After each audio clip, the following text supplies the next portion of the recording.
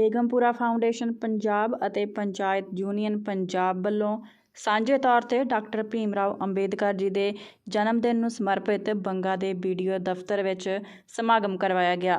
ਦੁਨੀਆ ਭਰ ਦੀਆਂ ਅਲੱਗ-ਅਲੱਗ ਮਹਾਨ ਸ਼ਖਸੀਅਤਾਂ ਜਿਨ੍ਹਾਂ ਨੇ ਮਨੁੱਖਤਾ ਦੀ ਭਲਾਈ ਅਤੇ ਸਮਾਜ ਦੀ ਤਰੱਕੀ ਦੇ ਲਈ ਆਪਣਾ ਅਹਿਮ ਯੋਗਦਾਨ ਪਾਇਆ, ਉਹਨਾਂ ਮਹਾਨ ਸ਼ਖਸੀਅਤਾਂ ਨੇ ਇੱਥੇ ਪਹੁੰਚ ਕੇ ਆਪੋ ਆਪਣੇ ਵਿਚਾਰ ਸਾਂਝੇ ਕੀਤੇ। ਅੱਜ 8 ਅਪ੍ਰੈਲ 2023 ਨੂੰ ਬੇਗਮਪੁਰਾ ਫਾਊਂਡੇਸ਼ਨ ਪੰਜਾਬ ਅਤੇ ਪੰਚਾਇਤ ਯੂਨੀਅਨ ਪੰਜਾਬ ਵੱਲੋਂ ਸਾਂਝੇ ਤੌਰ 'ਤੇ ਬਾਬਾ ਸਾਹਿਬ ਡਾਕਟਰ ਭੀਮ ਰਾਓ ਅੰਬੇਦਕਰ ਜੀ ਦੇ ਜਨਮ ਦਿਨ ਨੂੰ ਸੰਬੰਧਿਤ ਅੱਜ ਵਿਸ਼ਾਲ ਸਮਾਗਮ BDO ਦਫ਼ਤਰ ਬੰਗਾ ਵਿਖੇ ਕਰਵਾਇਆ ਜਾ ਰਿਹਾ ਹੈ, ਜਿਸ ਵਿੱਚ ਪੰਜਾਬ ਭਰ ਤੋਂ ਵਿਸ਼ਵ ਪ੍ਰਸਿੱਧ ਹਸਤੀਆਂ ਜਿਨ੍ਹਾਂ ਨੇ ਮਨੁੱਖਤਾ ਦੇ ਸੁਖਮਈ ਜੀਵਨ ਜਿਉਣ ਲਈ ਅਤੇ ਸਮਾਜ ਦੀ ਤਰੱਕੀ ਤੇ ਉਥਾਨ ਲਈ ਬਹੁਤ ਵੱਖ-ਵੱਖ ਫੀਲਡਾਂ 'ਚ ਕੰਮ ਕੀਤਾ, ਉਹ ਅੱਜ ਮਹਾਨ ਸ਼ਖਸੀਅਤਾਂ ਬੰਗਾ ਦੀ ਧਰਤੀ 'ਤੇ ਰੂਬਰੂ ਨੇ ਔਰ ਸੰਗਤਾਂ ਨਾਲ ਉਹ ਵਿਚਾਰ ਸਾਂਝੇ ਕਰਨਗੇ। ਸਾਡੇ ਅੱਜ ਦਾ ਮੇਨ ਮਕਸਦ ਇਹੀ ਆ ਕਿ ਸਾਡੇ ਗੁਰੂਆਂ ਪੀਰਾਂ ਮਹਾਂਪੁਰਸ਼ਾਂ ਨੇ ਸਾਡੇ ਸਮਾਜ ਦੀ ਤਰੱਕੀ ਦੀ ਬਿਹਤਰੀ ਲਈ ਕੀ ਕੀਤਾ, ਉਹਨਾਂ ਦੀ ਕੀ ਕੁਰਬਾਨੀ ਸੀ, ਉਹਨਾਂ ਦਾ ਮਿਸ਼ਨ, ਉਹਨਾਂ ਦੀ ਵਿਚਾਰਧਾਰਾ ਅੱਜ ਤੱਕ ਕਿੱਥੇ ਪਹੁੰਚੀ ਆ ਤੇ ਉਹਨਾਂ ਦੇ ਜਿਹੜੇ ਸੁਪਨੇ ਆ ਉਹ ਕੀ ਚਾਹੁੰਦੇ ਸੀ,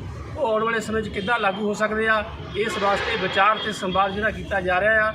ਸੋ ਇਸ ਕਰਕੇ ਬਹੁਤ ਖੁਸ਼ੀ ਦੀ ਗੱਲ ਆ। ਸਾਨੂੰ ਸਮੇਂ ਦੀ ਜਿਹੜੀ ਜਾਤ ਪਾਤ ਊਚ ਨੀਚ ਨੂੰ ਛੱਡ ਕੇ ਸਰਬੱਤ ਦੇ ਭਲੇ ਦੀ ਗੱਲ ਕਰਨੀ ਚਾਹੀਦੀ ਆ, ਤਾਂ ਜੇ ਸਭੇ ਜਿਹੜਾ ਹੈਗਾ ਮਾਨਸ ਕੀ ਜਾਤ ਸਭੇ ਇੱਕ ਹੈ ਪਹਿਚਾਨ, ਉਹ ਸਾਡਾ ਮੇਨ ਅੱਜ ਦਾ ਥੀਮ ਹੈਗਾ ਆ।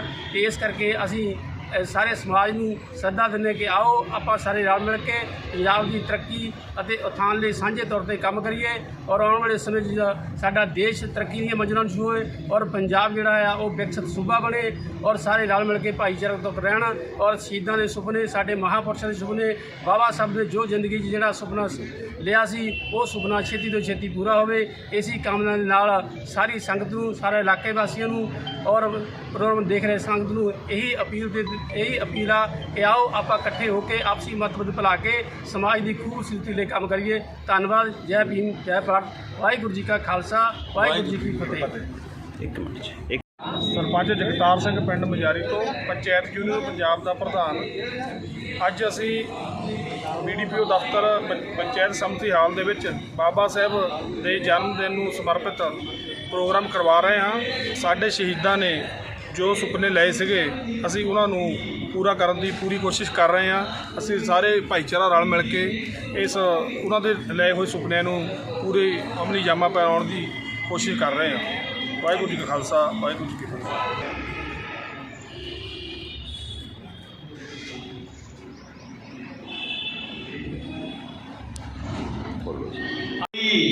बिल्ली देख कबूतरी सौंदी, बुद्ध मुँह बोलते ना,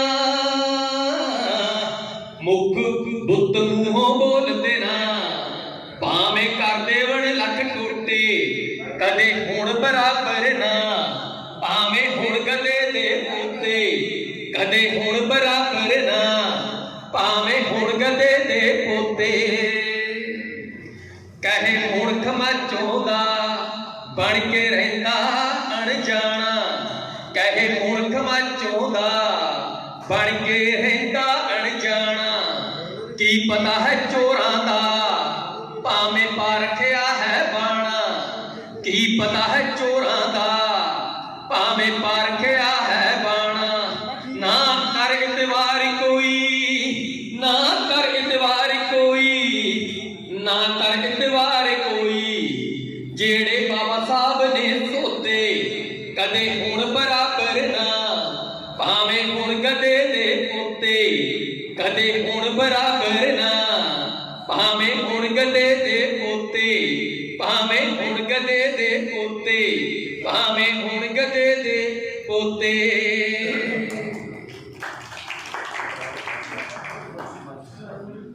तो इन्ना कहते हुए खेबा चाहते हैं जी।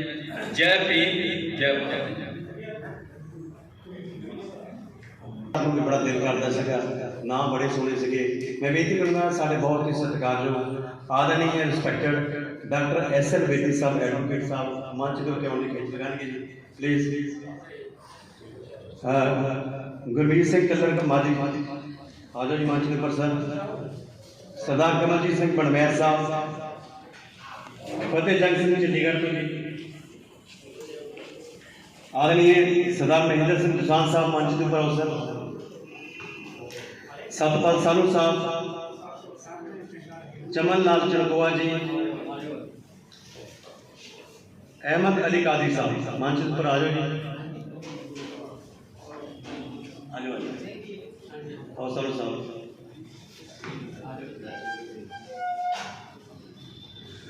सो एक बड़ा सुभाग्या मौका है कि असीं अपने रहबर डॉक्टर बाबा साहब जी अम्बेडकर उन्होंने याद कर रहे हैं, उन्होंने जन्म दिहाड़ा मना रहे हैं। इस जन्म दिहाड़े दी सारिया संगतां बहुत बहुत मुबारकां जी, बधाइयां जी। मैं हुण बेनती करूँगा हरनाम सिंह महलपुरी साहब कि वो अपना शब्द लेके आउणगे जी। धर्मिंदर मसानी साहब जिहड़े कि बड़े अच्छे उगे कलाकार ने, जिन्हों का बड़ा हिस्सा आया समाज के देन बहुत तकड़ी इन्हों की भी, तो वो भी इतने पहुँचे। मैं उन्होंने भी निघा स्वागत करदा। इन्हों सारी छोटी बेटी मेरी गुड़िया ते नाल दी नाल अमरीक मान साहब बीडी दफ्तर नवा शहर तो वो भी इतने पहुँचे, निघा स्वागत करते हैं जी। होर जिन्नियां भी रूहां सरपंच साहब साढ़े पहुँचे ने जी, तो जिन्नियां भी सरकार जो शख्सियत इतने पहुँचे जिन्होंने मैं नाम नहीं जानता, उन्होंने सारे का निघा स्वागत करते हैं, सारे जियां आखते हैं जी, मोस्ट वेलकम आखते हैं। तो हूँ बेनती करूँगा जी सतनाम हरनाम सिंह महलपुरी साहब को अपने शब्द पेश करने जाओ जी।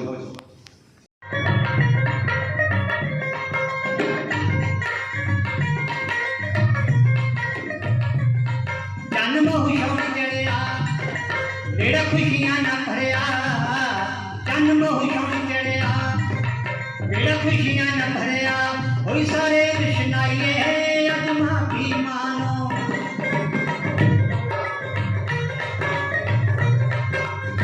हिंदे लोग बधाइए अज माफी मानो, हिंदे लोग बधाइए अज माफी मानो।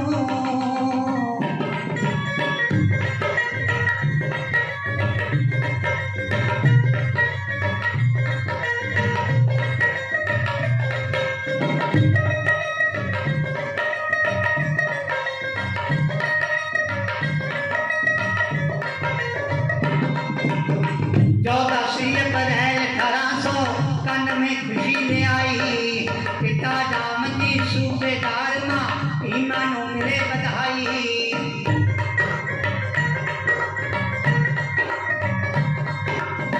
14 अप्रैल 1800 कन में खुशी ले आई, पिता दाम जी सूबेदार माँ ईमानों मिले बधाई। आज घड़ी सुलखनी आई है अज माफी मानो।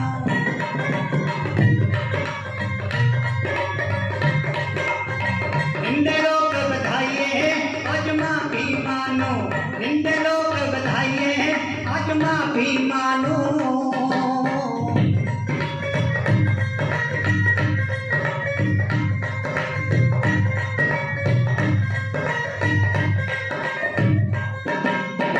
मध्य प्रदेश की महुशकी महार कौम बिच जम्मे, कल कलते हुंदे तेरा जुल्म जनाने थम्मे।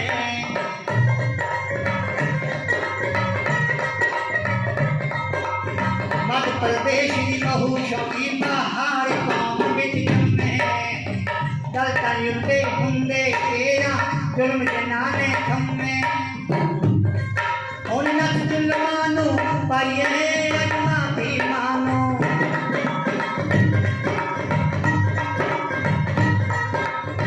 हिंदे लोग बधाइए अज माफी मानो, हिंदे लोग बधाइए अज माफी मानो।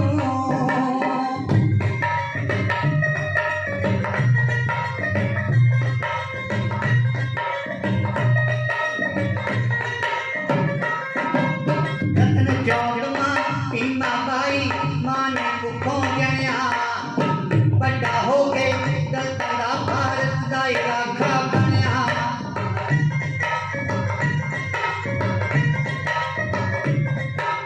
रतन चौड़मा पीमा बाई मां ने भुखों जनिया, बड़ा हो के बाबा साहब दुनिया दा राखा बनया। होने कितने के कमाइए अज माफी मानो।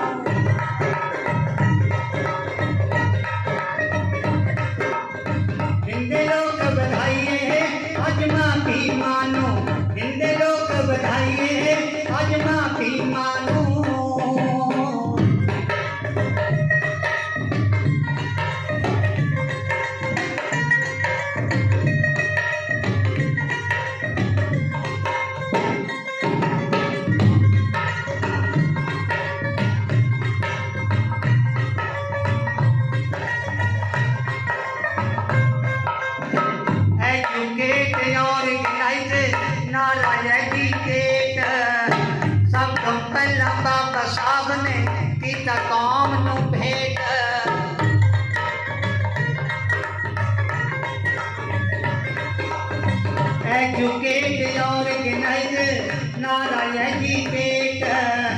ਸਭ ਤੋਂ ਪਹਿਲਾਂ ਬਾਬਾ ਸਾਹਿਬ ਨੇ ਕੀਤਾ ਕੌਮ ਨੂੰ ਭੇਟ ਸਭ ਨੂੰ ਗੱਲ ਸਮਝਾਈਏ ਅਜਮਾ ਭੀਮਾਂ ਨੂੰ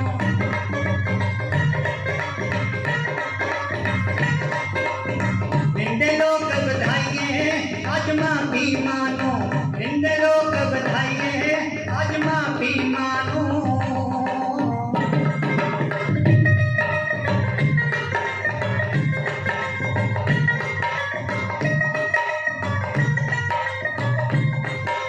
क्रांतिकारी सूरज चढ़िया अज दलतां दे नेड़े मिट्टी धुंद जग चानण होया चढ़ गए नवें सवेरे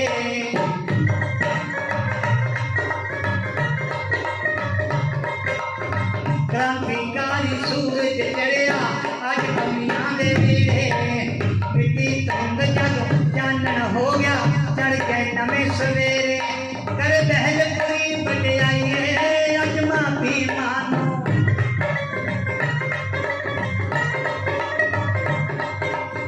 दिंदे लोक बधाइए अजमा भीमां नूं दिंदे लोक बधाइए अजमा भीमां नूं दिंदे लोक बधाइए अजमा भीमां नूं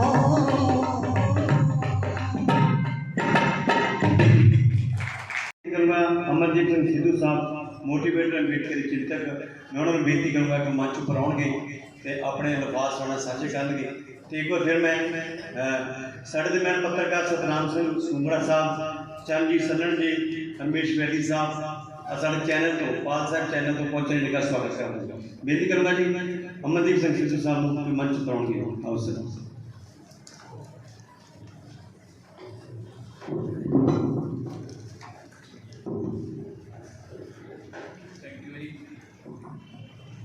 करना के सागर भगवान तथागत बुद्ध विश्व बुद्धि भारत रत्न राष्ट्र के निर्माता बाबा साहब भीमराव अंबेडकर जी बहुजन समाज के नायक मान्यवर घनश्याम जी मंच से विराजमान साडे सत्कारयोग मानयोग SL वेदी जी फतेह जंग सिंह बहादुर जी चंदूआ साहब सामने तमाम मेरे सीनियर साथी बैठे ने प्रिंसीपल सुन्नी साहब और वक्-वक् मानयोग शख्सियतां आईयां जिन्हां दा मैं दिल दीआं गहराइयां तो धन्नवाद करदा जिथे अज बंगा दे विच बाबा साहब अंबेडकर दा 132वां जन्म दिहाड़े नूं सैलीब्रेशन आपां कर रहे हैं उत्थे आउण वाले समय दे विच कुछ दिनां दे बाद देश पंजाब ते पूरे संसार दे विच मनाया जाना है 27 मार्च नूं अमेरिका की मिशिगन के वाशिंगटन के गवर्नर ने बाबा साहब अंबेडकर का जो 80 वीक के नाल उन्होंने जो बाबा साहब अंबेडकर का जोड़ा 9 अप्रैल तो 15 अप्रैल तक जोड़ा उन्होंने ये हफ्ता है जोड़ा वो बाबा साहब अंबेडकर के राष्ट्रपिता ज्योतिराव फूले जी को समर्पित किया है मिशिगन ने भी किया है और वाशिंगटन ने भी किया है वाशिंगटन ने तो दलित हिस्टरी ऑफ मंथ के नाम के नाल ऐलान दिता है उस महान पुरखे नूं जिथे बाबा साहब अंबेडकर नूं आम तौर पर मंचां तो किताबां दे राहीं आर्टिकल्स के राहीं एक दलितां दा मसीहा दस्सिया जांदा है पर इस तो उपर भी बाबा साहब ने कुछ किया है क्योंकि बाबा साहब अंबेडकर नूं मात्र एक वर्ग के नाल ना वर्ग का कह के उन्होंने शख्सियत नूं छोटा करन दा यतन ना करिए बाबा साहब अंबेडकर अपने आप दे विच बहुत विलक्षण है जिथे दलितां दा मसीहा आम तौर पर आर्टिकल्स दे विच लेखां दे विच किताबां च मिलदा है पर मैं जदों उहनूं गंभीरता दे नाल पढ़दा आ देखदे आ उस शख्सियत नूं पढ़न दा यतन करदे आ तां बाबा साहब अंबेडकर राष्ट्र दे जिथे संविधान निर्माता है उत्थे वो राष्ट्र के निर्माण के हित में उन्होंने बहुत बड़ा योगदान पाया वो राष्ट्र के निर्माता बाबा साहब अंबेडकर जोरदार ताड़ियां उस पुरखे लिए बन गई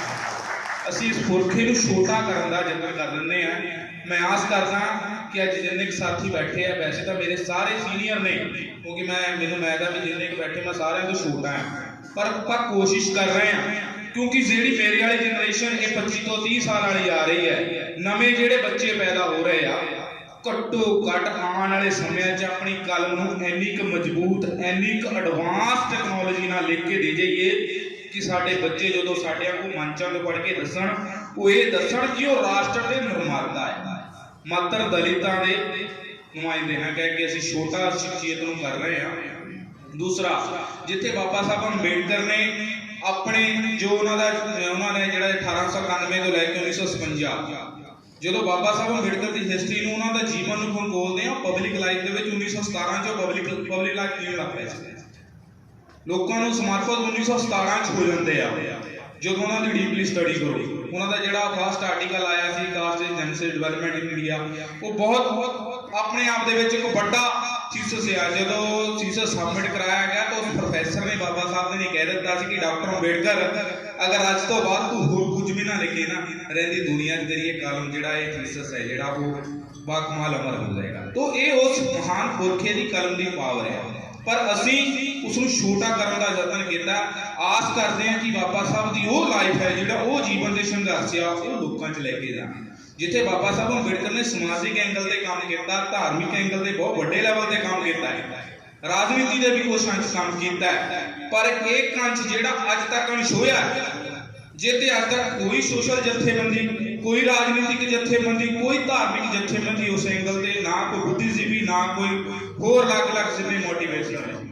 ਮੈਂ ਦੇਖ ਰਿਹਾ ਕਿ ਬਾਬਾ ਸਾਹਿਬ ਅੰਬੇਡਕਰ ਦਾ ਜੋ ਆਰਥਿਕ ਐਂਗਲ ਤੇ ਯੋਗਦਾਨ ਹੈ, ਅਸੀਂ ਉਹਦੇ ਉੱਤੇ ਵਿਚਾਰ, ਚਰਚਾ, ਸੰਵਾਦ ਨਹੀਂ ਕਰਨਾ। ਸੋ ਮੇਰੀ ਬੇਨਤੀ ਹੈ ਲੀਡਰ ਸਾਹਿਬਾਨ ਨੂੰ ਕਿ ਉਸ ਐਂਗਲ ਤੇ ਵਿਚਾਰ ਹੀ ਨਹੀਂ ਹੋ ਰਿਹਾ। ਬਾਬਾ ਸਾਹਿਬ ਅੰਬੇਡਕਰ 1917 ਚ ਸ਼ੇਅਰ ਐਡਵਾਈਜ਼ਰ ਰਹੇ ਆ ਆਪਣੇ ਆਪ ਦੇ ਵਿੱਚ।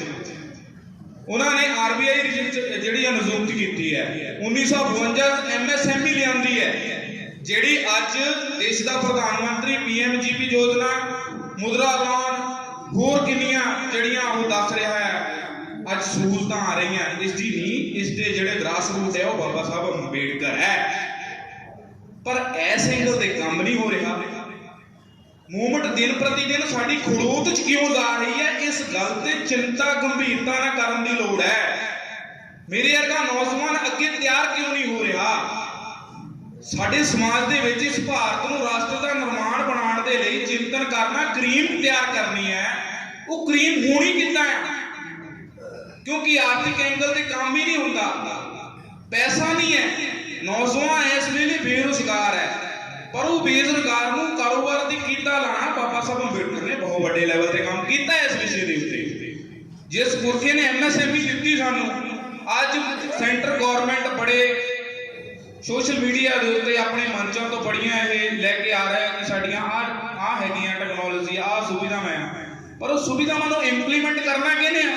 ਸਰਕਾਰ ਤਾਂ ਨਹੀਂ ਚਾਹੁੰਦੀ ਕਿ ਤੁਸੀਂ ਪੈਸੇ ਵਾਲੇ ਬਣੋ, ਪਰ ਜਿੰਨੇ ਕੁ ਚਿੰਤਨ ਬੈਠੇ ਆ ਕਰਨ ਵਾਲੇ ਲੋਕ, ਰਾਈਟਰ ਬੈਠੇ ਆ, ਪ੍ਰਚਾਰਕ ਨੇ, ਉਹਨਾਂ ਨੇ ਲੋਕਾਂ 'ਚ ਇਹ ਜਾ ਕੇ ਗੱਲ ਰੱਖਣੀ ਹੈ। ਜਿਹੜਾ ਚਸਕਾ ਸਾਨੂੰ ਅੱਜ ਮਿਸ਼ਨ ਦਾ ਆ, ਜੋ ਚਸਕਾ ਸਾਹਿਬ ਕਾਂਸ਼ੀਰਾਮ ਕਹਿੰਦੇ ਸੀ ਨਾ ਵੀ ਚਸਕਾ ਹੋਣਾ ਬਹੁਤ ਜ਼ਰੂਰੀ ਹੈ, ਜਿੱਥੇ ਚਸਕਾ ਅੱਜ ਸਾਨੂੰ ਮਿਸ਼ਨ ਤੇ ਮੂਵਮੈਂਟ ਦਾ ਆ, ਉੱਥੇ ਚਸਕਾ ਜਿਹੜਾ ਆ ਸਾਨੂੰ ਇਹ ਕਾਰੋਬਾਰ ਦੇ ਵੱਲ ਲਾਉਣਾ ਪੈਣਾ। ਕਿਉਂਕਿ ਨੌਜਵਾਨ ਨੂੰ ਜਦੋਂ ਛੋਟੀ ਉਮਰ ਦੇ ਵਿੱਚ ਕਾਰੋਬਾਰ ਕਰਨ ਦਾ ਚਸਕਾ ਲੱਗਦਾ ਆ, ਜਿੱਦਣ ਚਸਕਾ ਲੱਗਦਾ ਆ ਤਾਂ ਫਿਰ ਉਹਦੇ ਨਾਲ ਜਿੱਦਣ ਕਾਰੋਬਾਰ ਖੜਾ ਹੁੰਦਾ ਹੈ ਤਾਂ ਫਿਰ ਪੈਸਾ ਆਉਂਦਾ ਆ। ਫਿਰ ਸਾਨੂੰ ਆਹ ਪ੍ਰੋਗਰਾਮ ਕਰਨ ਦੇ ਲਈ ਜਾ ਕੇ 10, 20, 50 ਬੰਦਿਆਂ ਤੋਂ ਪੈਸੇ ਇਕੱਠੇ ਕਰਨ ਦੀ ਲੋੜ ਨਹੀਂ, ਇੱਕੋ ਵਾਰੀ ਕਹਿ ਦੇਣਾ ਸੋਨੀ ਸਾਹਿਬ ਦੇ ਦਿਓ ਪ੍ਰੋਗਰਾਮ ਕਰਨਾ। ਤਾਂ ਇਸ ਚੀਜ਼ ਦੀ ਬਾਬਾ ਸਾਹਿਬ ਅੰਬੇਡਕਰ ਨੇ ਜਿਸ ਐਂਗਲ ਤੇ ਕੰਮ ਕੀਤਾ, ਬਹੁਤ ਸਾਰੀਆਂ ਸਕੀਮਾਂ, ਪਰ ਉਹ ਸਕੀਮਾਂ ਸਾਨੂੰ ਮਿਲਦੀਆਂ ਨਹੀਂ। ਅੱਛਾ, ਹੁਣ ਸਕੀਮਾਂ ਸਾਡੇ ਵਿੱਚ ਗਰੁੱਪ ਦੇ ਵਿੱਚ ਹੈ, ਸਰ ਬੈਠੇ ਨੇ ਸਰਦਾਰ ਜੀ, ਇਹਨਾਂ ਨੂੰ ਜ਼ਿਆਦਾ ਮਹਿੰਦਰ ਸਿੰਘ ਦਸਾਂਝ ਜੀ ਨੂੰ ਬਹੁਤ ਪਤਾ ਹੈ, KVK ਦੀਆਂ, ਹਾਰਟੀਕਲਚਰ ਦੀਆਂ, ਬਾਗਬਾਨੀ ਦੀਆਂ ਬਹੁਤ ਸਾਰੀਆਂ ਐਸੀਆਂ ਸਕੀਮਾਂ, ਖਾਦੀ ਬੋਰਡ ਦੀਆਂ ਸਕੀਮਾਂ। ਅੱਛਾ, ਉਹ ਸਕੀਮਾਂ ਜਿਹੜੀਆਂ ਗਰੁੱਪ ਦੇ ਵਿੱਚ ਵੀ ਹੈਗੀਆਂ, ਜਿਹੜੀਆਂ ਗਰੁੱਪ ਦੇ ਵਿੱਚ ਜਦੋਂ ਸਕੀਮਾਂ ਅਸੀਂ ਪ੍ਰਾਪਤ ਕਰਦੇ ਹਾਂ, ਉਸ ਸਕੀਮ ਨੂੰ ਅਸੀਂ, ਜਿਹੜੀ ਸਕੀਮ ਆ ਸਾਨੂੰ ਫ੍ਰੀ ਆਫ ਕਾਸਟ ਹੈ, ਗ੍ਰਾਂਟ ਦਿੰਦੀ ਹੈ। ਹੁਸ਼ਿਆਰਪੁਰ ਦੇ ਵਿੱਚ 2 ਸਕੀਮਾਂ ਰਿਲੀਜ਼ ਹੋਈਆਂ, ਉਹ ਦੋ ਨੂੰ ਮਿਲੀਆਂ। ਇੱਕ ਨੇ 1 ਕਰੋੜ 42 ਲੱਖ ਰੁਪਈਆ ਗ੍ਰਾਂਟ ਮਿਲ ਗਈ ਭਾਰਤ ਸਰਕਾਰ ਦੀ, 1 ਕਰੋੜ 42 ਲੱਖ ਜਿਹੜਾ ਵਾਪਸ ਨਹੀਂ ਕਰਨਾ। ਹੁਸ਼ਿਆਰਪੁਰ ਦੇ ਵਿੱਚ 2 ਕਰੋੜ ਰੁਪਈਆ ਜਿਹੜਾ ਵਾਪਸ ਨਹੀਂ ਕਰਨਾ। ਜੇ ਉਹ ਲੈ ਸਕਦੇ ਆ ਤਾਂ ਚਿੰਤਨ ਕਰਨ ਵਾਲੇ ਲੋਕ ਤੇ ਸਮਾਜ ਕਿਉਂ ਨਹੀਂ ਦੱਸ ਰਹੇ ਜਾ? ਇਸ ਤੇ ਚਰਚਾ, ਸੰਵਾਦ ਕਿਉਂ ਨਹੀਂ ਹੋ ਰਿਹਾ? ਕਿਉਂਕਿ ਫੂਲੇ ਸ਼ਾਹੂ ਅੰਬੇਡਕਰ ਮੂਵਮੈਂਟ ਜੇ ਵਧਾਣੀ ਆ, ਜਿੱਥੇ ਅਸੀਂ ਗਿਆਨਵਾਨ ਵੱਧ ਤੋਂ ਵੱਧ ਹੋਣਾ, ਉੱਥੇ ਸਾਨੂੰ ਆਰਥਿਕ ਖੇਤਰ ਦੇ ਵਿੱਚ ਪੈਰ ਰੱਖਣਾ ਪੈਣਾ।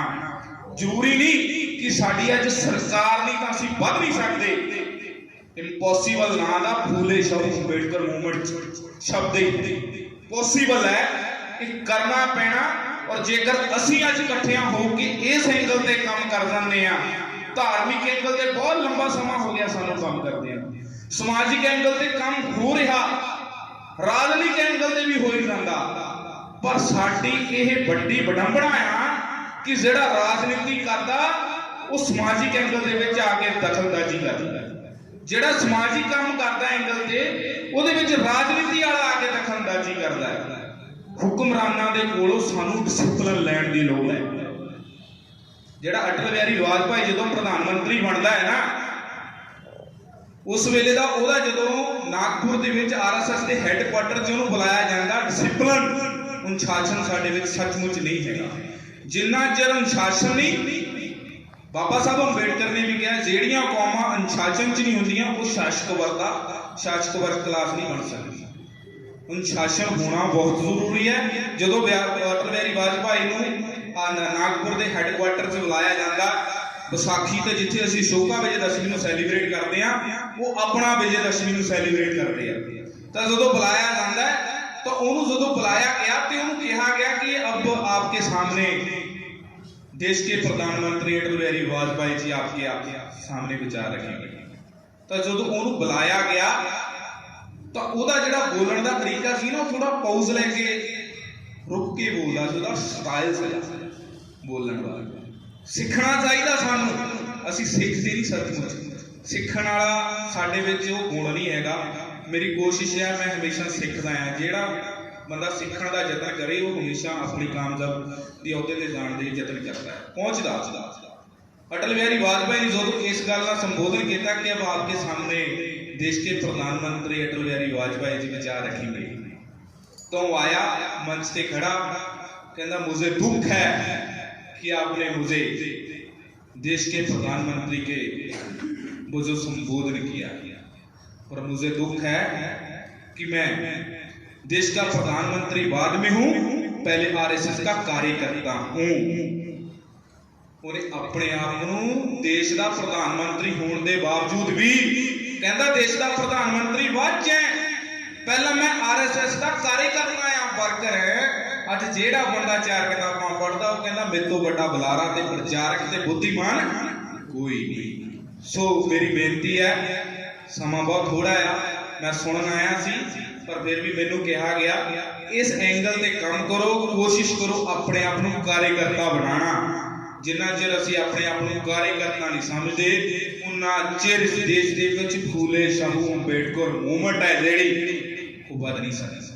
ਕਿਉਂਕਿ ਜਦੋਂ ਆਪਣੇ ਆਪ ਨੂੰ ਅਸੀਂ ਕਾਰਜਕਰਤਾ ਸਮਝ ਲਿਆ ਤਾਂ ਫਿਰ ਦਿਨ ਦੂਰ ਨਹੀਂ ਹੈ ਜਿੱਦਣ ਸਾਡਾ ਸਭ ਕੁਝ ਹੋਏਗਾ। ਬਾਬਾ ਸਾਹਿਬ ਅੰਬੇਡਕਰ ਦਾ ਇੱਕ ਕੋਟੇਸ਼ਨ ਵੀ, ਉਹਨਾਂ ਦਾ ਵਾਕ ਵੀ ਹੈ, ਕਹਿੰਦੇ जिन अंदोलन को, जिन लोगों को जन अंदोलन में रुचि है, वॉल्यूम नंबर 13-14 ਦੇ ਵਿੱਚ ਹੈ, पेज नंबर भी मैं दस दांगा की शब्द है, कहते जिन लोगों को जन आंदोलन में रुचि है उन लोगों को धार्मिक दृष्टिकोण त्याग देना चाहिए, सामाजिक और आर्थिक क्षेत्र ਦੇ ਵਿੱਚ जी जान ਦੀ बाजी ला देना चाहिए। कहते ये बाबा साहब अंबेडकर ਦਾ ਵਾਕ ਹੈ। ਹੁਣ फैसला मेरे सत्कारयोग सीनियर साथियों असां करना है कि असीं इस देश दे विच मॉडर्न इंडिया दे विच इस देश नूं मॉडर्न इंडिया बनाउण दे लई, मनुखता दे कल्याण दे लई किद्दां काम करना।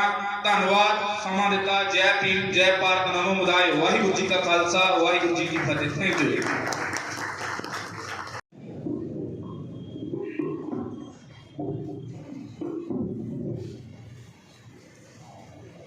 नमो बुधाय, जय भीम, वाहिगुरू जी का खालसा, वाहिगुरू जी की फतेह।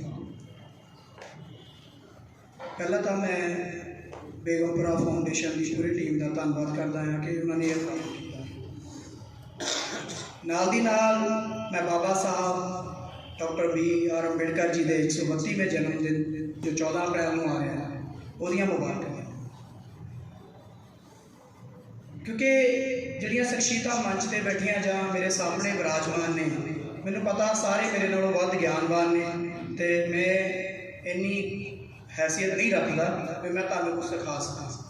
ਮੈਂ ਤਾਂ ਤੁਹਾਡੇ ਕੋਲ ਸਿੱਖਣ ਲਈ ਆਇਆ, ਪਰ ਫਿਰ ਵੀ ਕੁਛ ਨਾ ਕੁਛ ਜੇ ਤੁਹਾਨੂੰ ਬੋਲਣ ਦਾ ਮੌਕਾ ਮਿਲਦਾ ਹੈ ਤਾਂ ਮੈਨੂੰ ਲੱਗਦਾ ਜਿੰਨਾ ਵੀ ਆਪਾਂ ਥੋੜੇ ਸਮੇਂ 'ਚ ਆਪਣੀ ਗੱਲ ਰੱਖ ਸਕਾਂ ਤਾਂ ਮੈਂ ਕੋਸ਼ਿਸ਼ ਕਰਾਂਗਾ। ਅਸੀਂ ਭਾਰਤੀ ਸੰਵਿਧਾਨ ਦੀ ਗੱਲ ਕਰਦੇ ਹਾਂ ਪਰ ਅਸੀਂ ਪੜ੍ਹਦੇ ਨਹੀਂ। ਅਸੀਂ ਹਮੇਸ਼ਾ ਭੀਮਾ ਤੇਰੀ ਸੋਚ ਦੇ ਪਹਿਰਾ ਦੇਾਂਗੇ ਠੋਕ ਕੇ ਕਹਿੰਦੇ ਆ, ਪਰ ਸੋਚ ਕੀ ਆ ਜਾਣੀ ਆ। ਕਿਉਂਕਿ ਮੈਂ ਮਾਫੀ ਚਾਹੁੰਦਾ, ਇੱਥੇ ਮੇਰੇ ਤੋਂ ਵੱਡੇ ਸਤਿਕਾਰਯੋਗ ਲੇਖਕ, ਗੀਤਕਾਰ, ਗਾਇਕ ਵੀ ਬੈਠੇ ਨੇ। ਬਾਬਾ ਸਾਹਿਬ ਦਾ ਇੱਕ ਸਲੋਗਨ ਹੈਗਾ ਐਜੂਕੇਟ, ਐਜੀਟੇਟ, ਆਰਗੇਨਾਈਜ਼। ਪਹਿਲਪੁਰੀ ਸਾਹਿਬ ਨੇ ਵੀ ਆਪਣੇ ਗੀਤ 'ਚ ਬੋਲਿਆ, ਪਰ ਉਹਦਾ ਜਿਹੜਾ ਸਹੀ ਸੀਕੁਐਂਸ ਨਹੀਂ ਬੋਲ ਰਹੇ। ਬਹੁਤ ਸਾਰੇ ਲੇਖਕ, ਬਹੁਤ ਸਾਰੇ ਗੀਤਕਾਰ, ਬਹੁਤ ਸਾਰੇ ਰਾਈਟਰ, ਬਹੁਤ ਸਾਰੇ ਵਿਦਵਾਨ। ਮੈਂ ਇਹਦੀ ਵੀ ਮੈਂ ਕਮੀ ਮੈਂ ਇਹ ਕਹਿਣਾ ਵੀ ਜਿਹੜੇ ਬਾਬਾ ਸਾਹਿਬ ਨੇ ਜਿਹੜੇ ਸੀਕੁਐਂਸ ਦਿੱਤਾ ਸੀ ਅਸੀਂ ਉਹਨੂੰ ਨਹੀਂ ਫੜਿਆ, ਅਸੀਂ ਆਪਣੇ ਹਿਸਾਬ ਨਾਲ ਢਾਲ ਲਿਆ। ਹੁਣ ਤੁਸੀਂ ਕਹੋਗੇ ਵੀ ਉਹ ਵੱਡੇ ਤੁਹਾਡੀਆਂ, ਤੁਸੀਂ ਬਾਅਦ 'ਚ ਪੈਦਾ ਹੋਏ ਤੁਸੀਂ ਮੱਤਾਂ ਦੇ ਰਹੇ ਹੋ, ਤਾਂ ਮੈਂ ਹਮੇਸ਼ਾ ਕਹਿੰਦਾ ਨਾ ਵੀ ਬਾਬਾ ਸਾਹਿਬ ਦੇ 2 ਵੋਲੀਅਮ ਆ ਜਿਨ੍ਹਾਂ 'ਚ ਇਹਨਾਂ ਦਾ ਜ਼ਿਕਰ ਕੀਤਾ ਗਿਆ ਹੈ। ਵੋਲੀਅਮ 1 ਦੇ ਵਿੱਚ ਜਿੱਥੇ ਕਮਿਊਨਲ ਡੈਡਲੌਕ ਦੀ ਗੱਲ ਕਰਦੇ ਉਹਦੇ ਪਹਿਲੇ ਪੈਰੇ ਦੀ ਐਂਡਲੀਆਂ ਲਾਈਨਾਂ 'ਚ ਲਿਖਿਆ ਹੋਇਆ ਐਜੂਕੇਟ, ਐਜੀਟੇਟ, ਦੈਨ ਆਰਗੇਨਾਈਜ਼। ਅਸੀਂ ਕੀ ਬਣਾ ਲਿਆ? ਪੜੋ, ਜੁੜੋ, ਸੰਘਰਸ਼ ਕਰੋ। ਅਸੀਂ ਪੜਿਆ ਹੈ ਹੀ ਨਹੀਂ ਤੇ ਜੁੜਨਾ ਕੀ, ਅੱਖਾਂ ਬੰਦ ਕਰਕੇ ਜਿੱਥੇ ਜੋੜਿਆ ਉੱਥੇ ਜੁੜ ਗਏ। ਕਿਉਂਕਿ ਜਦ ਤੱਕ ਤੁਸੀਂ ਐਜੀਟੇਟ ਨਹੀਂ ਕਰਦੇ ਤੁਸੀਂ ਸਹੀ ਥਾਂ ਤੇ ਨਹੀਂ ਜੁੜ ਸਕਦੇ। ਅਸੀਂ ਕੀ ਹੋਇਆ ਆਪਣੀ ਸਹੂਲਤੀਅਤ ਦੇ ਅਨੁਸਾਰ, ਕਿਉਂਕਿ ਪਿੱਛੇ ਇੱਕ ਬਹੁਤ ਵੱਡੇ ਸਿੰਗਰ ਉਹਨਾਂ ਨੇ ਵੀ ਗਾਣਾ ਗਾਇਆ ਸੀ, ਪੜੋ, ਜੁੜੋ, ਸੰਘਰਸ਼ ਕਰੋ, ਬਾਬਾ ਸਾਹਿਬ ਦਾ ਕਹਿਣਾ। ਮੈਂ ਕਹਿੰਦਾ ਵੀ ਜਿਹੜੀ ਗੱਲ ਬਾਬਾ ਸਾਹਿਬ ਨੇ ਕਹੀ, ਬਾਬਾ ਸਾਹਿਬ ਦਾ ਨਾਮ ਤਾਂ ਨਾ ਲਓ। ਜੇ ਕਹੀ ਆ ਤਾਂ ਸਾਬਿਤ ਕਰ ਦਿਓ ਕਿਹੜੇ ਪੇਜ ਤੇ। ਵੋਲੀਅਮ 17 'ਚ ਵੀ ਕਹੀ ਹੈ ਬਾਬਾ ਸਾਹਿਬ ਨੇ। ਬਾਬਾ ਸਾਹਿਬ ਨੇ 3 ਜਗ੍ਹਾ ਇਹ ਸ਼ਬਦ, ਇਹ ਸੀਕੁਐਂਸ ਯੂਜ਼ ਕੀਤੇ ਆ, ਪੜੋ, ਸੰਘਰਸ਼ ਕਰੋ, ਫਿਰ ਜੁੜੋ। ਜੇ ਬਿਨਾ ਪੜ੍ਹੇ ਸੰਘਰਸ਼ ਕਰੋਗੇ ਤਾਂ ਵੀ ਹਾਰ ਨਿਸ਼ਚਿਤ ਆ, ਜੇ ਬਿਨਾ ਐਜੂਕੇਸ਼ਨ ਕੀਤੇ, ਬਿਨਾ ਸੰਘਰਸ਼ ਕੀਤੇ ਜੁੜ ਗਏ ਤਾਂ ਵੀ ਸਾਡੀ ਹਾਰ ਹੈ। ਕਿਉਂਕਿ ਸਾਡੀ ਪ੍ਰੋਬਲਮ ਹੀ ਇਹ ਆ ਵੀ ਅਸੀਂ ਰੌਲਾ ਜ਼ਿਆਦਾ ਪਾਉਂਦੇ ਆ, ਸੁਣਦੇ ਤੇ ਪੜ੍ਹਦੇ ਘੱਟ। ਆਪਾਂ ਜੇ ਪ੍ਰਣ ਕਰੀਏ ਵੀ ਬਾਬਾ ਸਾਹਿਬ ਦਾ 132ਵਾਂ ਜਿਹੜਾ ਜਨਮ ਦਿਨ ਆ, ਉਹ ਇਸ ਚੀਜ਼ ਨੂੰ ਸਮਰਪਿਤ ਕਰੀਏ ਵੀ ਜਿੰਨਾ ਵੀ ਬਾਬਾ 25-26 ਗੱਡੀ ਜੀ ਜਿਹੜੀ ਆ ਸਾਈਡ ਤੇ ਪਲੀਜ਼ ਕਰ ਦਿਓ, ਬੇਨਤੀ ਹੈ ਜੀ। ਤੋ ਇਹ ਸਾਨੂੰ ਕੋਸ਼ਿਸ਼ ਕਰਨੀ ਚਾਹੀਦੀ ਵੀ ਬਾਬਾ ਸਾਹਿਬ ਦੀਆਂ ਲਿਖਤਾਂ, ਕਿਉਂਕਿ ਵੋਲੀਅਮ ਜਿਹੜਾ 1 ਤੋਂ ਲੈ ਕੇ 22 ਵੋਲੀਅਮ ਜਿਹੜੇ ਮਹਾਰਾਸ਼ਟਰ ਗਵਰਨਮੈਂਟ ਛਾਪਦੀ ਆ, ਵੋਲੀਅਮ 1 ਤੋਂ 17 ਜਿਹੜੀਆਂ ਕਿ 20 ਕਿਤਾਬਾਂ ਦਿੱਲੀ ਡਾਕਟਰ ਅੰਬੇਡਕਰ ਫਾਊਂਡੇਸ਼ਨ ਛਾਪਦੀ ਆ, ਉਹ ਪੜ੍ਹਨੇ ਚਾਹੀਦੇ ਆ। ਠੀਕ ਹੈ, ਜਿਨ੍ਹਾਂ ਨੂੰ ਇੰਗਲਿਸ਼ ਨਹੀਂ ਆਉਂਦੀ ਹਿੰਦੀ 'ਚ ਵੀ ਉਪਲਬਧ ਨੇ। ਬਹੁਤ ਸਾਰੇ ਵਿਰਦੀ ਸਾਹਿਬ ਆ, ਸਾਡੇ ਲੇਖਕ ਚਮਨ ਲਾਲ ਚੰਦੂਆ ਜੀ ਨੇ, ਇੱਦਾਂ ਹੀ ਫਤਿਹ ਜੰਗ ਸਿੰਘ ਜੀ ਬੈਠੇ ਨੇ। ਇਹਨਾਂ ਦੀਆਂ ਲਿਖਤਾਂ ਕਿ ਤੁਹਾਨੂੰ ਬਾਬਾ ਸਾਹਿਬ ਦੀਆਂ ਬਹੁਤ ਸਾਰੀਆਂ ਰਾਈਟਿੰਗਸ ਦਾ ਅਨੁਵਾਦ ਮਿਲਦਾ ਹੈ ਜੇ ਸਾਨੂੰ ਇੰਗਲਿਸ਼ ਜਾਂ ਹਿੰਦੀ ਦੀ ਵੀ ਪ੍ਰੋਬਲਮ ਹੈ। ਪਰ ਜਦ ਤੱਕ ਅਸੀਂ ਪੜਾਂਗੇ ਨਹੀਂ ਅਸੀਂ ਬਾਬਾ ਸਾਹਿਬ ਨੂੰ ਵੀ ਸਮਝ ਸਕਦੇ। ਭਾਵੇਂ 132 ਸਾਲ, ਭਾਵੇਂ 264 ਜਨਮ ਦਿਨ ਵੀ ਮਨਾ ਲਈਏ, ਅਸੀਂ ਇੱਦਾਂ ਹੀ ਕਹਿੰਦੇ ਰਹਾਂਗੇ। ਪਰ ਜੋ ਪਰਿਵਰਤਨ ਜਿਹੜੀ ਅਸੀਂ ਮਾਸਟਰ ਜੀ ਤੇ ਕਬਜ਼ਾ ਕਰਨ ਦੀ ਗੱਲ ਕਰਦੇ ਆ, ਜਿਹੜੇ 85% ਲੋਕ ਬਾਬਾ ਸਾਹਿਬ ਚਾਹੁੰਦੇ ਬਹੁਜਨ ਰਾਜ ਦੀ ਗੱਲ ਕਰਦੇ, ਜਾਂ ਮਾਨਯਵਰ ਕਾਸ਼ੀ ਰਾਮ ਸਾਹਿਬ ਨੇ ਜਿਹੜਾ ਨਾਰਾ ਦਿੱਤਾ, ਉਹ ਕਦੀ ਵੀ ਨਹੀਂ ਪੂਰਾ ਹੋਣਾ, ਕਿਉਂਕਿ ਅਸੀਂ ਉਸ ਚੀਜ਼ ਨੂੰ ਸਮਝ ਹੀ ਨਹੀਂ ਸਕਦੇ। ਤੇ ਇਸ ਕਰਕੇ ਮੈਂ ਜੀ ਸੰਵਿਧਾਨ ਦੀ ਗੱਲ ਕੀਤੀ। ਸੰਵਿਧਾਨ ਦੇ ਵਿੱਚ ਅਸੀਂ ਕਹਿੰਦੇ ਜੀ ਜੇ ਕੋਈ ਇਹ 'ਚ ਉਂਗਲ ਸ਼ਬਦ ਵੀ ਇਹਦਾ ਕੱਟਦਾ ਤਾਂ ਅਸੀਂ ਉਹਦੇ ਹੱਥ ਤੋੜ ਦੇਵਾਂਗੇ। ਮੌਕੇ ਦੀਆਂ ਸਰਕਾਰਾਂ ਨੇ 105 ਸੋਧਾਂ ਕਰ ਦਿੱਤੀਆਂ ਤੇ ਅਸੀਂ ਕਿੰਨੀਆਂ ਤੇ ਬਹਿ ਕੇ ਵਿਚਾਰ ਚਰਚਾ ਕੀਤੀ, ਕਿੰਨੀਆਂ ਸਾਡੇ ਹੱਕ 'ਚ ਆ ਤੇ ਕਿੰਨੀਆਂ ਸਾਡੇ ਵਿਰੋਧ 'ਚ ਨੇ, ਸਾਨੂੰ ਪਤਾ ਹੀ ਨਹੀਂ ਵੀ 105 ਹੋ ਗਈਆਂ। ਜੇ ਮੈਂ ਕਿਤੇ ਪੁੱਛਦਾ ਆ ਵੀ ਮੈਨੂੰ ਦੱਸ ਸਕਦੇ ਹੋ ਕਿ ਬਾਬਾ ਸਾਹਿਬ ਨੇ ਜਦੋਂ ਸੰਵਿਧਾਨ ਬਣਾਈ 2 ਆਰਟੀਕਲ ਕਿੰਨੇ ਸੀ ਤੇ ਅੱਜ ਕਿੰਨੇ ਨੇ, ਤਾਂ ਬਹੁਤੇ ਕੋਈ ਜਵਾਬ ਨਹੀਂ ਹੁੰਦਾ। ਕਿਉਂ? ਉਹਦੀ ਵਜ੍ਹਾ ਕੀ ਆ ਵੀ ਅਸੀਂ ਪੜ੍ਹਨ ਤੇ ਜ਼ੋਰ ਨਹੀਂ ਦਿੱਤਾ, ਅਸੀਂ ਰੌਲਾ ਪਾਉਣ ਤੇ ਜ਼ੋਰ ਦੇ ਦਿੱਤਾ। ਜੇ ਵਾਕਈ ਬਾਬਾ ਸਾਹਿਬ ਤੁਹਾਡੇ ਲਈ ਸਭ ਤੋਂ ਵੱਡੀ ਦੁਨੀਆ ਦੇ ਵਿੱਚ, ਮੈਂ ਕਹਿੰਦਾ ਵਿਸ਼ਵ ਦੇ ਵਿੱਚ ਸਭ ਤੋਂ ਵੱਡੀ ਐਗਜ਼ਾਮਪਲ ਨੇ, ਜਿਨ੍ਹਾਂ ਦੀ ਨਿੱਜੀ ਲਾਇਬ੍ਰੇਰੀ ਦਾ ਰਿਕਾਰਡ ਹੈ ਵਰਲਡ ਦੇ ਵਿੱਚ, ਵੀ ਬਾਬਾ ਸਾਹਿਬ ਦੇ ਜਿਹੜੀਆਂ ਨਿੱਜੀ ਲਾਇਬ੍ਰੇਰੀ ਸਭ ਤੋਂ ਵੱਧ ਕਿਤਾਬਾਂ ਬਾਬਾ ਸਾਹਿਬ ਦੇ ਕੋਲ ਸੀ। ਤੇ ਬਾਬਾ ਸਾਹਿਬ ਜਦੋਂ ਵੀ ਚਾਹੇ ट्रेन सफर करते सी, चाहे वो हवाई जहाज सफर करते सी, चाहे वो कार सफर करते, हमेशा किताबां नाल रखते सी। ते बाबा साहब जदों भी समा मिलता सी किताबां दे विच, ते बाबा साहब दा रिकॉर्ड आ 24 चों 18 22 घंटे पढ़न दा। ਤੇ ਅਸੀਂ 15 ਮਿੰਟ ਸੁਣਨਾ ਮੁਸ਼ਕਲ ਹੋ ਜਾਂਦਾ। ਸੋ ਮੈਂ ਜੱਸੀ ਸਾਹਿਬ ਨੂੰ ਇਹੀ ਬੇਨਤੀ ਕੀਤੀ ਸੀ ਵੀ ਤੁਸੀਂ ਭਾਵੇਂ 4 ਬੁਲਾਰੇ ਬੁਲਾਓ ਪਰ ਸਾਨੂੰ ਸੁਣਨ ਦਾ ਮੌਕਾ ਦਿਓ ਵੀ ਆਪਾਂ ਜ਼ਿਆਦਾ, ਕਿਉਂਕਿ ਮੈਨੂੰ ਇੰਨਾ ਪਤਾ ਜਿਹੜੀਆਂ ਸ਼ਖਸੀਅਤਾਂ ਇੱਧਰ ਬੈਠੀਆਂ ਉਹ ਵੀ ਕਿਸੇ ਬੁਲਾਰਿਆਂ ਤੋਂ ਘੱਟ ਨਹੀਂ ਹੈਗੀਆਂ, ਕਿਉਂਕਿ ਜਿਹੜੇ ਇਸ ਪ੍ਰੋਗਰਾਮ 'ਚ ਪਹੁੰਚਦੇ ਆ ਨਾ ਉਹਨਾਂ 'ਚ ਕਿਤੇ ਨਾ ਕਿਤੇ ਗਿਆਨ ਦੀ ਚਾਹਤ ਹੁੰਦੀ ਤੇ ਉਹ ਗਿਆਨ ਲੈ ਕੇ ਬੈਠੇ ਹੁੰਦੇ ਆ। ਕਿਉਂਕਿ ਜਿਹੜੇ ਪ੍ਰੋਗਰਾਮ ਹੁੰਦੇ ਸਿਰਫ ਇੰਟਰਟੇਨਮੈਂਟ ਦੇ ਉੱਥੇ ਭੀੜ ਇਕੱਠੀ ਹੁੰਦੀ ਆ, ਇਹਨਾਂ ਪ੍ਰੋਗਰਾਮਾਂ 'ਚ ਮੈਨੂੰ ਪਤਾ ਭੀੜ ਕਦੀ ਇਕੱਠੀ ਨਹੀਂ ਹੁੰਦੀ, ਕਿਉਂਕਿ ਜਿਹੜੇ ਪ੍ਰੋਗਰਾਮ ਦੇ ਵਿੱਚ ਚੇਤਨਤਾ ਨੂੰ ਵਾਚਿਆ ਜਾਣਾ ਆ, ਜਿੱਥੇ ਸਵਾਦ ਸੰਵਾਦ ਹੋਣਾ ਆ, ਉੱਥੇ ਸਿਰਫ ਸੂਝਵਾਨ ਜਿਹੜੇ ਸਮਾਜ ਦੇ ਚਿੰਤਤ ਲੋਕ ਉਹੀ ਇਕੱਠੇ ਹੋਣਗੇ, ਜਿਨ੍ਹਾਂ ਨੇ ਨੱਚਣ ਟੱਪਣ ਤੱਕ ਸੀਮਤ ਨੇ ਵੀ ਸਿਰਫ ਬਾਬਾ ਸਾਹਿਬ ਦਾ ਜਨਮ ਦਿਨ ਆਇਆ ਡੀਜੇ ਲਾ ਕੇ ਨੱਚ ਲਿਆ, ਉਹ ਇੱਥੇ ਨਹੀਂ ਆਉਣਗੇ। ਕਿਉਂਕਿ ਉਹਨਾਂ ਨੂੰ ਪਤਾ ਆ ਵੀ ਇੱਥੇ ਉੱਦਾਂ ਦੇ ਸਿੰਗਰ ਨਹੀਂ ਹੋਣੇ, ਇੱਥੇ ਉੱਦਾਂ ਦਾ ਪ੍ਰੋਗਰਾਮ ਨਹੀਂ ਹੋਣਾ, ਇੱਥੇ ਸਾਨੂੰ ਕੀ ਮਿਲਣਾ। ਤਾਂ ਮੇਰੀ ਇਸ ਗੱਲੋਂ ਮੈਂ ਮਾਫੀ ਵੀ ਚਾਹੁੰਦਾ, ਮੇਰੇ ਜੇ ਕਿਸੇ ਨੂੰ ਮੇਰੀ ਗੱਲ, ਵੈਸੇ ਤਾਂ ਮੈਂ ਗਲਤ ਕਹੀ ਨਹੀਂ, ਪਰ ਫਿਰ ਵੀ ਮੇਰਾ ਕੋਈ ਇਰਾਦਾ ਨਹੀਂ ਹੈਗਾ ਵੀ ਕਿਸੇ ਨੂੰ ਤੁਹਾਡੇ ਗਿਆਨ ਨੂੰ ਜਾਂ ਆਪਣੇ ਗਿਆਨ ਨੂੰ ਵੱਧ ਦੱਸਣ ਦਾ। ਮੇਰਾ ਸਿਰਫ ਵੀ ਜੋ ਬਾਬਾ ਸਾਹਿਬ ਨੇ ਕਿਹਾ ਆ ਅਸੀਂ ਉਹਦੀ ਗੱਲ ਕਰੀਏ, ਜਿਹੜੀ ਗੱਲ ਬਾਬਾ ਸਾਹਿਬ ਨੇ ਨਹੀਂ ਕਹੀ ਉਹਨਾਂ ਦਾ ਬਾਬਾ ਸਾਹਿਬ ਦਾ ਨਾਮ ਲੈ ਕੇ ਨਾ ਪ੍ਰਚਾਰ ਕਰੀਏ। ਉਹ ਮੈਂ ਤਾਂ ਕਹਾਂ ਵੀ ਇੰਦਰਜੀਤ ਨੇ ਕਹੀ ਆ, ਪਰ ਜੇ ਮੈਂ ਕਹਾਂ ਵੀ ਬਾਬਾ ਸਾਹਿਬ ਨੇ ਗੱਲ ਕਹੀ ਆ, ਇਹ ਗੱਲ ਮੈਂ ਗਲਤ ਹੋ ਸਕਦਾ ਵੀ ਬਾਬਾ ਸਾਹਿਬ ਨੂੰ, ਕਿਉਂਕਿ ਜਦੋਂ ਅਸੀਂ ਗੱਲਾਂ ਹੁੰਦੀਆਂ ਫਿਰ ਸਾਨੂੰ ਉਹਦੇ ਜਵਾਬ ਦੇਣੇ ਔਖੇ ਹੋ ਜਾਂਦੇ ਆ। ਹੁਣ ਇੱਕ ਹੋਰ ਬੜਾ ਰਹਿੰਦਾ ਆ ਵੀ ਇੱਕ ਗੀਤਕਾਰ ਨੇ ਗਾਣਾ ਵੀ ਲਿਖਿਆ ਸੀ ਬਾਬਾ 32 ਡਿਗਰੀਆਂ ਵਾਲਾ।